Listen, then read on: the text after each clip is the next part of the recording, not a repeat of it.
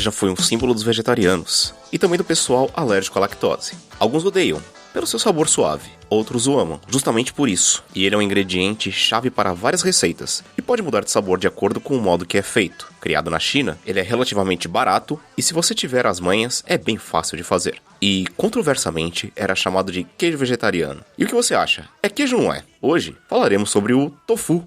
É hora de cozinhar. Vamos lá? Tá ouvindo esse barulho?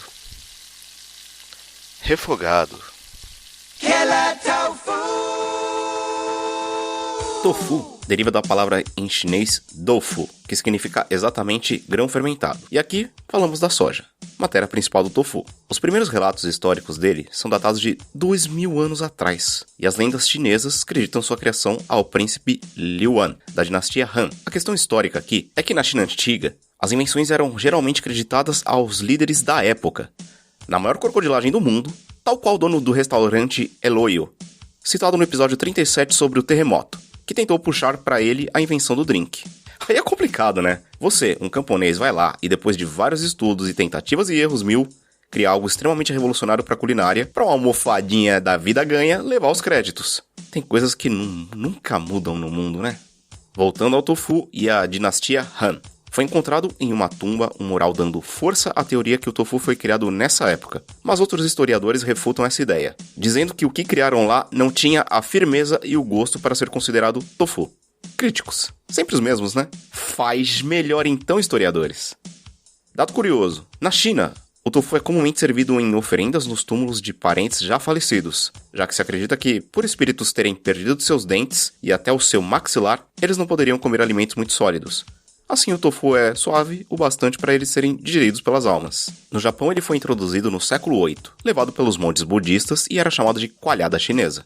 É importante frisar que na Indonésia, o tofu faz parte da dieta diária, compondo uma preparação chamada taho, que consiste em tofu fresco suave, um caramelo composto de açúcar mascavo e baunilha e bolinhas de sagu. Importante dizer que o tofu nessa preparação é o mais mole possível, parecendo um creme, apesar de poder ser cortado. Eu disse no começo, tofu é um coringa para muitos pratos, podendo ser doce inclusive. A produção de tofu é muito parecida, se não igual, à produção básica de um queijo. A diferença é que você não ordenha grãos de soja para obter o leite, mas sim o prepara, os deixando de molho por um certo período, e depois liquidifica esses grãos macios com água, ferve, espera esfriar até uma certa temperatura. E depois disso você usa alguma substância para coagular o leite de soja. Pode chamar de leite? Bom, aqui pode. E separa a parte dita coalhada para fazer pressão nela e dar o formato do tofu. O que se costuma usar para coagular leite de soja são sais como sulfato de cálcio, que é o mais tradicional, o cloreto de magnésio ou mesmo coagulantes de leite animal, como o GDL. E se você for fazer em casa, dá para você usar vinagre de arroz também. Talvez deixe algum resíduo de sabor, mas eu não sou especialista em fazer tofu. Mas tem um monte de receita aí pelo YouTube que você pode aprender a fazer, então mão na massa aí se você tiver soja.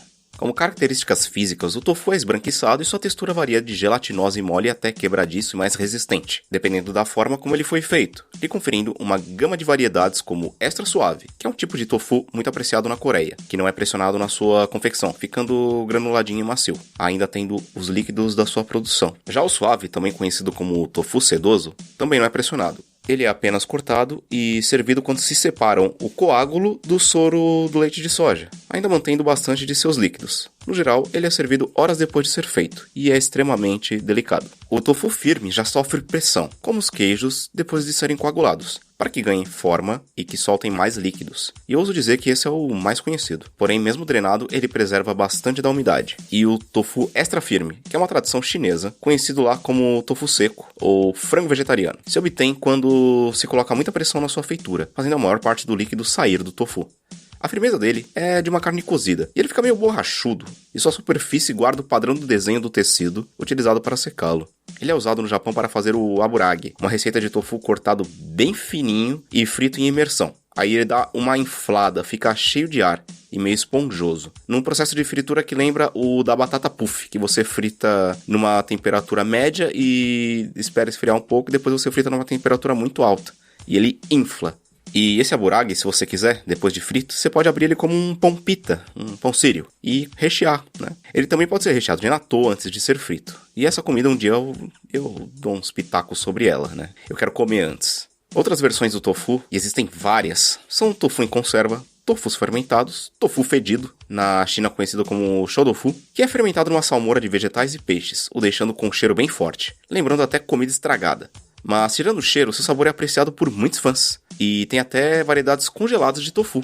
As vantagens de se comer tofu é que ele é um alimento virtualmente perfeito, com uma baixíssima quantidade de gordura, sal, açúcares e muito rico em vitaminas, proteínas e minerais. Ele é completamente vegan e pode substituir queijos e leite de vaca em caso de alergia à lactose. No meu gosto pessoal, eu sempre gosto do tofu empanado grelhado, com molhos à base de shoyu. Mas precisa ser um tofu mais resistente para ele ser bem grelhadinho, né? Mas não sou exatamente um manjador de receita de tofu. Se você nunca comeu, eu recomendo que vá atrás.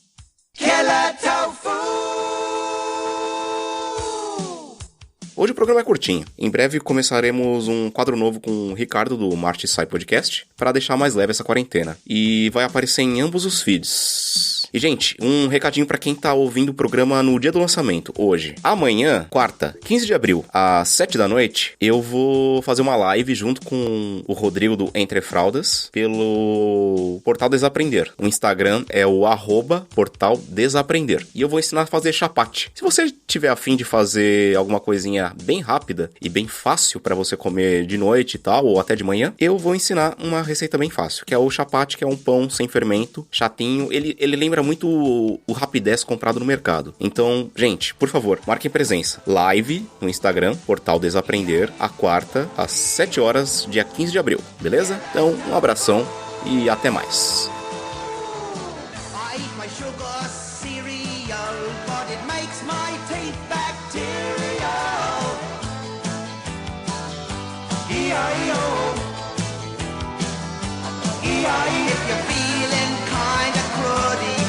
Just stick right by your body, E-I-E-O. And don't eat too much fried food, yeah!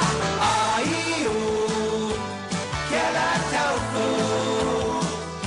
E-I-E-O, killer tofu.